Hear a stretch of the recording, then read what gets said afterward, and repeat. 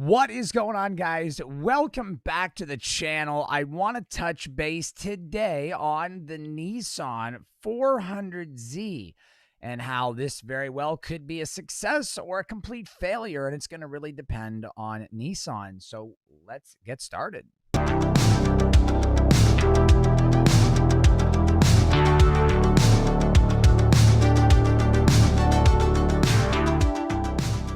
What's up, guys? Welcome back to the channel. Today, I want to touch base on the Nissan 400Z, which I have been following a little bit over the previous few months. Now, there's going to be a couple of people that are going to agree with me and a couple of people who don't. Well, in general, probably a lot on either end, but either way, I want to touch base on some of the reasons why the Nissan 400Z could very well be an extreme success or at the exact same time could be a complete failure.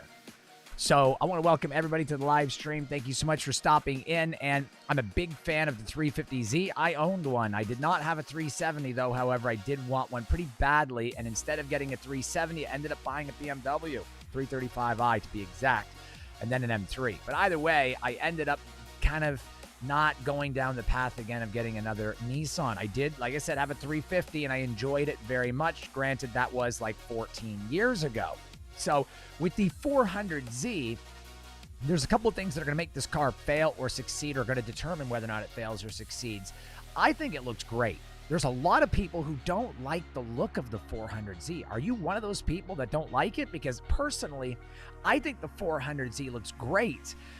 I don't think it looks better than the 370Z, though. In fact, I think the 370Z is so close to the GTR in the front end in a lot of ways. It's not identical, obviously, but it's very close and very aggressive. I think the 370Z is one of the nicest cars that Nissan's ever designed aesthetically.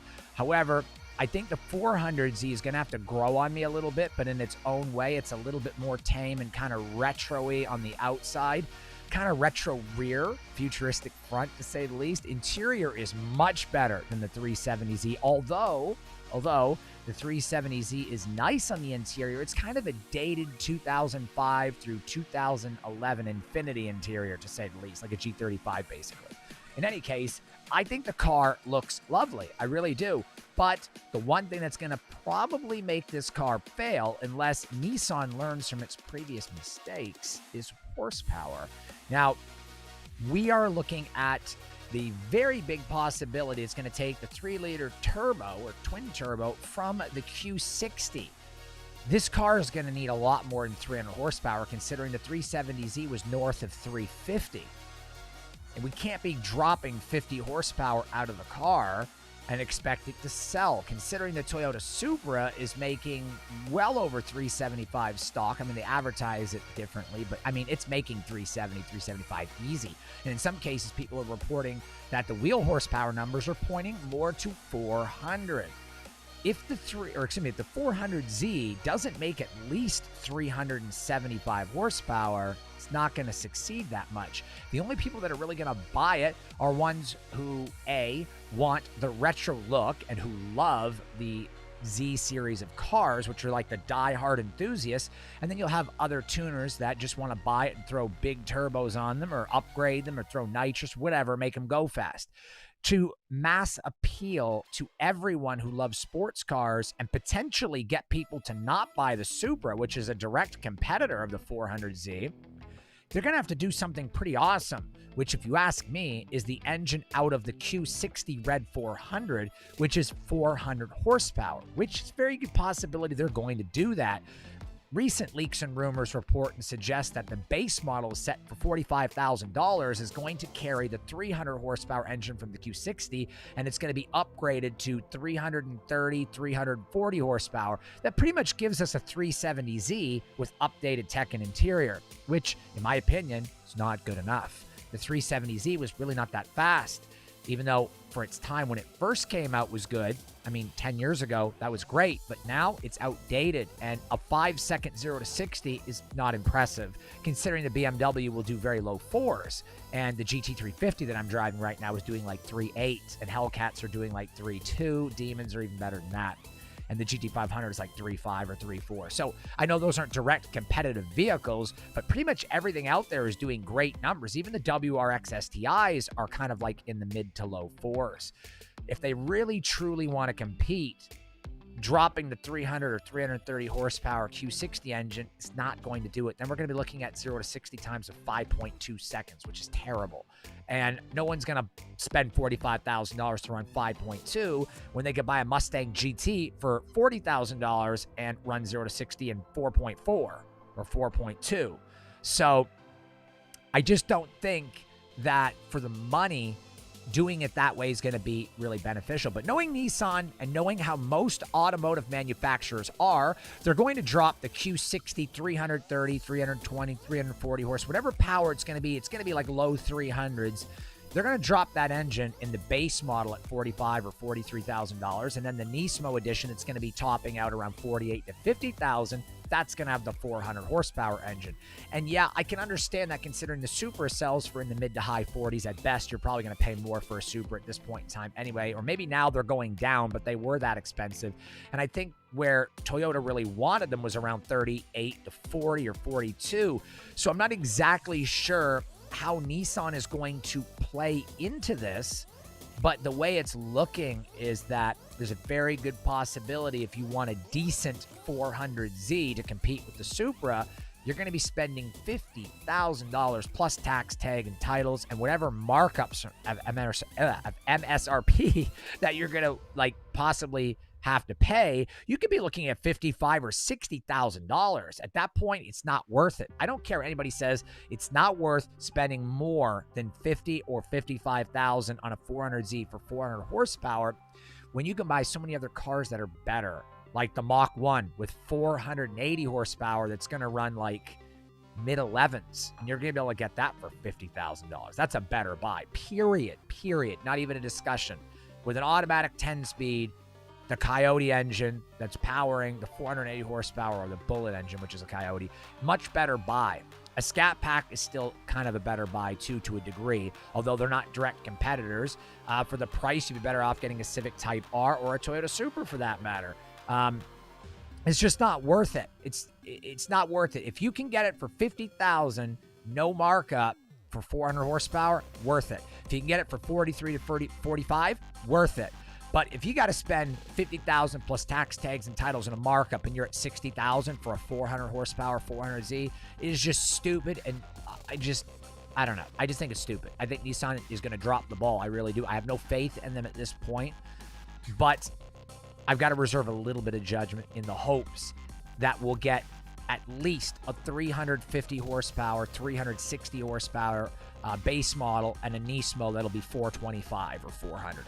I think that's where they should be. I think it should be 350, 360 for base, 425, 440 for the Nismo. And I think a 440 horsepower Nismo 400Z would just destroy a Toyota Supra, and it would be worth $50,000 in markups all day. For 440 horsepower, 425 horsepower, I think it could sell for $55K easily, and it would be a success. But at this point, it's really hard to say exactly what Nissan's going to do.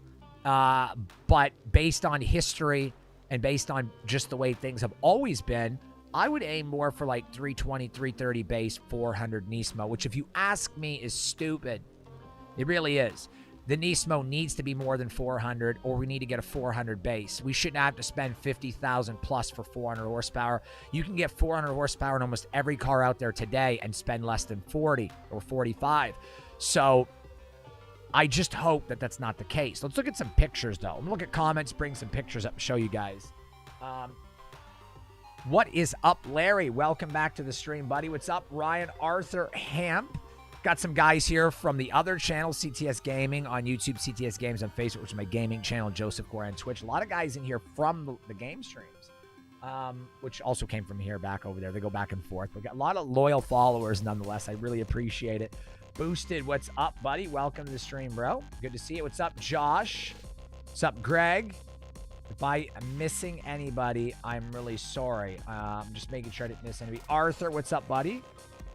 So I'm going to go over to YouTube to read these comments because my program's not allowing me. It's scrolling. Thank you so much, Larry. I greatly appreciate the super chat and supporting the channel. I know I've been missing, and the reason why I've been out of action is because I got a lot of things going on during COVID-19 that affected some of my other businesses outside of YouTube. I've had to deal with that. Got some personal things going on. Not to mention, I now have 3 full channels going, 1 gaming channel, personal blog, and of course, Drive with Demons. And I got a lot of videos to edit that I still have not edited. Just stick with me, guys. I got a lot of stuff coming. Some will eventually put, I hope so. I just want 450 horsepower in the Nissan 400Z. Is that too much to ask for? God damn it. I want 400 horsepower at least. And I don't want to have to spend $50,000 to do it. If they release this car with 400 horsepower in the base model, or close to 400 and over 400 in the Nismo, I will buy one. In fact, I will probably pick it over the Hellcat Durango because it's going to be $30,000 less, and I've wanted another Z for a long time. Let's just hope they're not stupid about this and they don't make it a $50,000 300 horsepower car and a $60,000 400 horsepower car, because they will miss the mark. This car needs to be $40,000 to $42,000 at 350 horsepower and $48,000, no more, with no markup at 400 plus. Then they will nail the niche market for this car, and it will fly and it will sell. Nissan, if you're watching this video, or anybody who works at Nissan or knows contacts at Nissan, please do not sell this car for $50,000 with 400 or less horsepower and put crazy markups. It's stupid. It will cause it to fail. In any case, what is up, Martinez? What's up, Ivan Drago? That was hilarious. I could truly hear his accent in that. Listen to this. If Nissan dies, he dies. Just imagine that. Oh, God. I had to laugh. One of my favorite movies of all time. What's up, Ivan? I really appreciate you stopping in. That made my day right there. It really did. I am pretty pumped too, Josh. What is up? Steven's Mustang 516. What's up? Just want to make sure I say what's up there. Michael Corleone. Remedy, what's going on, bro? Welcome to the live stream. So yeah, that's pretty much what it is. And I'm going to go show you guys some photos of this car. Let's go ahead and look at some photos here, if you guys haven't already. Here we go. All right, so let's pull up the website here and show you guys this car. What do you guys think? So here we go. There's the interior. I think the interior looks fantastic. It is a much improved interior over the 370Z. I think the infotainment center is much improved, an 8-inch touchscreen. The interior is lovely, to say the least. I just think that it's really the nicest interior Nissan's ever put in any of their car, or cars. I know I said car like it's singular. Let's go look at the gallery here. Look at these cars. Like, really, let's take a look at this. It's just incredibly good. I think that it's definitely nicer than the 350, but not quite as nice as the 370. But then again, like I said, it's got to grow on me. So if we're looking at the rear end here, I think that it's like I said, got to grow on me, but it's really aggressive. I really like that. It's kind of got like a Knight Rider rear end, to say the least. Almost like old Datsun meets Pontiac. I don't know. It's kind of like shadowed out in the rear. I really like that. I really do. It looks like, you know, it's a fastback / hatchback kind of deal. It's really, really nice design overall. I like it. Like I said, got to grow on me, but it still looks really nice. It's just fantastic the way they got the rear end, though. I dig the rear more than the front, if you want to know the truth. The interior, like I said, much better than the 370Z. It is just incredibly good. I think they've done a lot of work on this car. And like I said, I would love to see it succeed. I really would love to see this car succeed. And they just got their work cut out for them horsepower-wise. So I'm just really hoping that they can do this the right way, like price-wise. I just removed my camera from the screen so you guys can actually see the car, and I can make more room for the photos. And like I said here, guys, it looks incredibly good. The interior, like I said, the best interior ever. Like, look at that shot right there. It's just so good. Like, the interior is so open and modern and just reformed on the inside. It's just so good, like so much better than the 370Z. And I thought the 370Z was great. Same with the 350Z. Although 370 was an improvement, this is a drastic improvement. It's got the typical round vents and kind of bubbly round door handles and what you'd expect from a Z car. And I really think they did a fantastic job. This is the Fair Lady edition. Not sure how many of those they're going to make, but that would be the version to get. Oops, didn't mean to click that. This would be the version to get, to say the least. That's the end of the photos. But yeah, I think it looks great. I think they've got their work cut out, though, as far as horsepower and marketing, because like I said, if they market this car at 300 horsepower flat and they don't have any more, like say 350, 330, it's going to flop. I don't see how this car can succeed in today's market with less than 350. I really don't.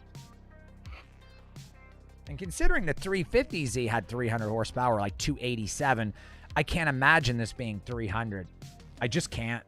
I think it'd be a total failure, if you want to know the truth. Yeah, I agree. The face has to be a little bit more rounded and bigger in the front for sure. The face is not, I don't know if I'd say the face is ugly, but definitely not the nicest. Put your comment right now in the live stream. Do you guys agree with me that the rear end is nicer than the front end? Who thinks that their taillights are better than the front? I think the rear looks a lot better than the front, and that's just my opinion. I think that the rear is definitely the selling point of this car without a shadow of a doubt. Like, the rear end just looks incredibly good, and I'm pretty sure most people watching this video are going to agree the rear is better than the front at this point, and that the front has to grow on them. But I do love the rear end. I just think it's incredibly good. So maybe it's not the final design. Maybe the final design is going to look a little better. We don't know, but it's all up in the air at this point. So what do you guys think of the 400Z? What do you guys think about horsepower? Like I said, I think if this car is going to be a success, they need to be around 350 or at least 330 in the base model, and they need to be 400 plus on the Nismo, minimum 400, and we can't be paying any more than 48 to 50 for a Nismo. Otherwise, we're in Mustang Mach 1, Shelby GT350 territory, and we're getting close, very close to used Hellcat prices, if not used Hellcat prices, and it's just too high. It's too high. They really need to price this thing, like I said, at 42,000 base, 48,000 Nismo, and the power's got to be good. If they do that, we're solid. We're at a solid deal here with this car. If not, it could fail, or it could sell low numbers and only be available for a limited time. Either way, I had a 300Z, guys, too, and I loved it, and this is a very exciting moment. My buddy had a 280 and a 300, and I had a 300ZX. He had the turbo. I had the, all-motor NA 300ZX. Mine was an 88, and I loved it. This was a long time ago, so like over 20 years ago. But nonetheless, I love that car, and I think that this new one's going to be the best one ever made. What do you guys think? Thank you so much for stopping in. I got some uploads on Drive with Demons coming this week. Thank you so much for bearing with me and being patient. I have a lot of videos, guys, coming. So definitely, like I said, be patient. Check me out over CTS Games on YouTube or CTS Gaming, CTS Games on Facebook if you guys want to see some of the gaming content.